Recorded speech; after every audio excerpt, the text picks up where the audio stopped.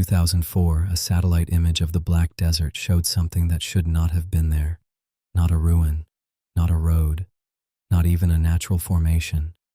It was a perfect rectangle, almost 90 meters long, buried under a flat sheet of sand and salt. The first analysts thought it was a processing error, a missing block of data, a shadow, a glitch. But then the same shape appeared on 3 different images, taken months apart, from 3 different angles. And when the thermal scan came in, the rectangle was warmer than the desert around it. Not during the day, at night. That was the part nobody could explain, because sand loses heat fast after sunset, stone loses it slower, metal slower still. But whatever was under that desert was holding heat like something buried alive. The coordinates were passed quietly to a small research team working in the dried basin west of the old salt flats. The region had no official archaeological record, no registered settlements, no ancient roads, no ruins marked on survey maps, just miles of white crust, black gravel, and wind. The team leader was Dr. Elias Ward, a field archaeologist known for not believing in mysteries. His first note was dry, likely roof collapse of an undocumented cistern. Then, in pencil, he added 3 words. Shape too clean. They reached the site just before sunset. From the ground there was nothing to see. No wall, no stones, no pottery fragments. No sign that human hands had ever touched the place. Only a long, shallow depression in the sand, so faint it disappeared if you looked at it directly. One of the technicians walked its length with a marker pole, 87 meters. Then he walked the width, 32 meters, a perfect buried rectangle. The georadar was unpacked before dawn. By noon, the team had the first image. A flat horizontal surface lay 4 meters below the sand. The edges were straight, the corners were sharp. Beneath it, the signal dropped into a dark, empty zone. At first, they assumed it was a roof over a chamber, but roofs have cracks. They sag. They show supports. This surface showed none. It was one continuous slab. The next morning, they began excavation at the eastern edge. The sand came away easily. Then the shovels struck compacted salt. Beneath that was black dust, fine as ash. No charcoal, no bone, no burned timber, just a clean black band, like someone had sealed the structure with powder. By the 4th day, the upper corner of the slab was exposed. It was not limestone, basalt, or concrete. It was a dark stone with a faint blue sheen, polished so smooth that sand slid off it like water. And it had no tool marks, no joints, no mortar, no erosion. A slab of stone almost 90 meters long, hidden under the desert and somehow still perfectly level. Ward ordered the team to clear only a small section. He did not want the whole surface exposed until they understood what it was. But that afternoon, as the sun hit the uncovered stone, the first sound came from below. 3 taps. Slow. Even. Too deliberate to be settling rock. Everyone stopped. The audio technician thought one of the support poles had shifted. Then it happened again. 3 taps. From under the slab. Ward wrote in the log. Thermal expansion likely. Team overreacted. But the camera footage shows him standing perfectly still for almost a full minute, staring at the stone. The next day, they found the seam. It was not visible at first. Only when the stone warmed under direct sun did a thin line appear across one end of the slab. A rectangle within the rectangle. A door. No hinges, no handle. No visible locking mechanism. Just a smooth panel, 7 meters tall and 4 meters wide, set into the larger slab. Around its edge were symbols so shallow they could only be seen when dust settled inside them. Most were simple, waves, stars, descending lines, but one symbol appeared again and again, a closed crescent above 3 vertical cuts. The same mark had appeared in earlier survey photographs, but only on loose fragments, never on a sealed structure. The local guide, Samir, refused to step onto the exposed stone after that. When asked why, he said the mark was not a name. It was a warning. Ward ignored him. At 14:20 on the 6th day, the sun reached its highest angle and the surface temperature of the door rose by 12 degrees in less than 4 minutes. The rest of the slab stayed nearly unchanged. Then the knocking started again.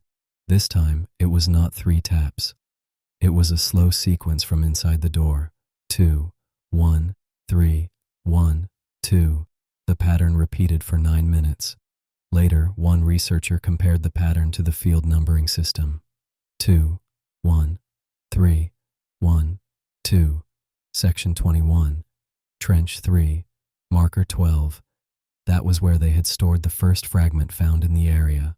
The fragment with the same crescent symbol. By then, half the team wanted to leave. Ward stayed. He called it resonance, a hidden cavity, expanding air. Maybe an ancient water system sealed under the salt. So he ordered a small borehole drilled beside the door. The drill bit reached 4.2 meters and entered empty space.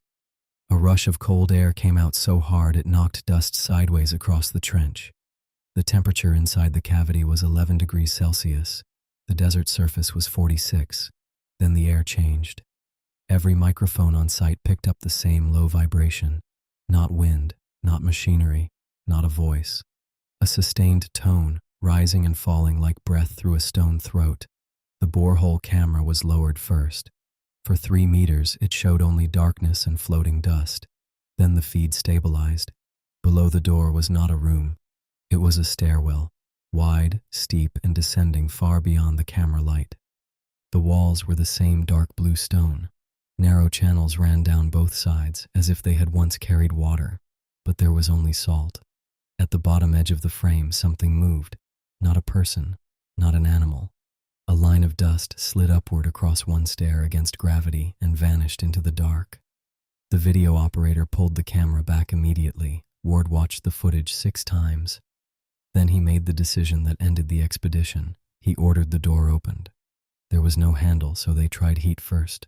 Reflective panels were placed around the stone to concentrate sunlight on the seam.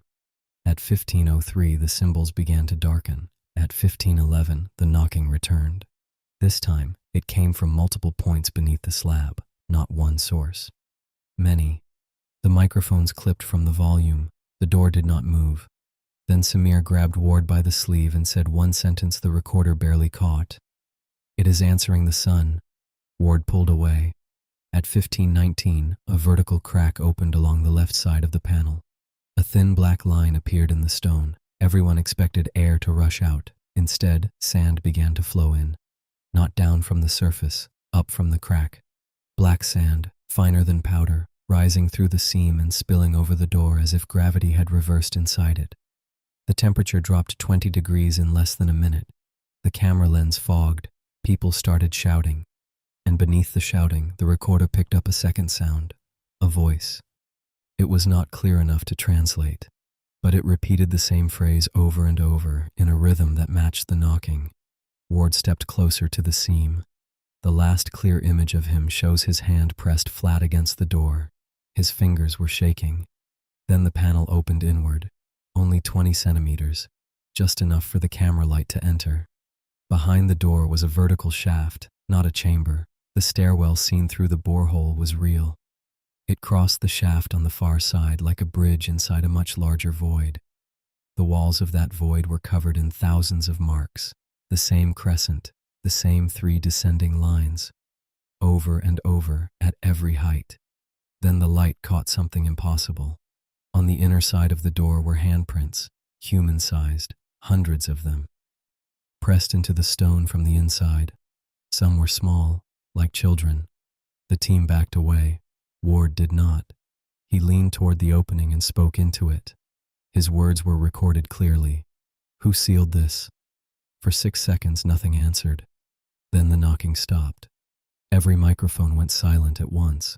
Even the wind disappeared from the audio.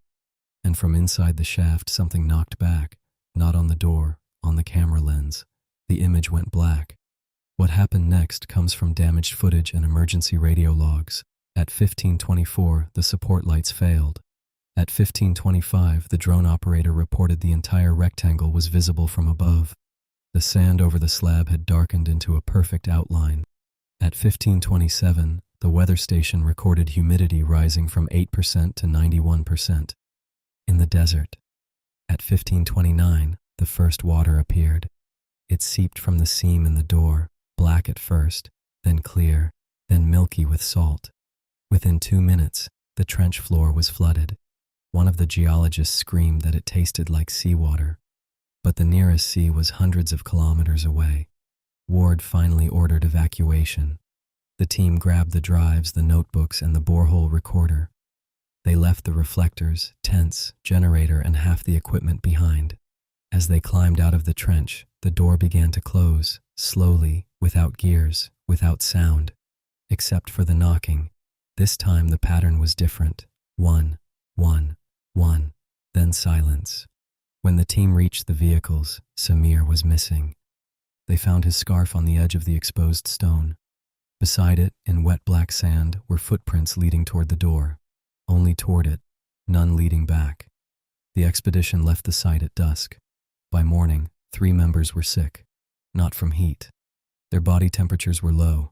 Their skin smelled faintly of salt water. One of them had a hand-shaped bruise on his wrist, with fingers longer than a human hand. Ward refused evacuation until the data was copied. That was his last recorded decision. 2 days later, the team reached the regional airstrip. Ward was no longer with them. The official report says he walked away during the night, but the private field log says something else. At 3:12, the remaining team heard knocking from inside Ward's tent. When they opened it, he was gone. His boots were beside the bed. His recorder was still running, and the floor of the tent was covered in wet black sand.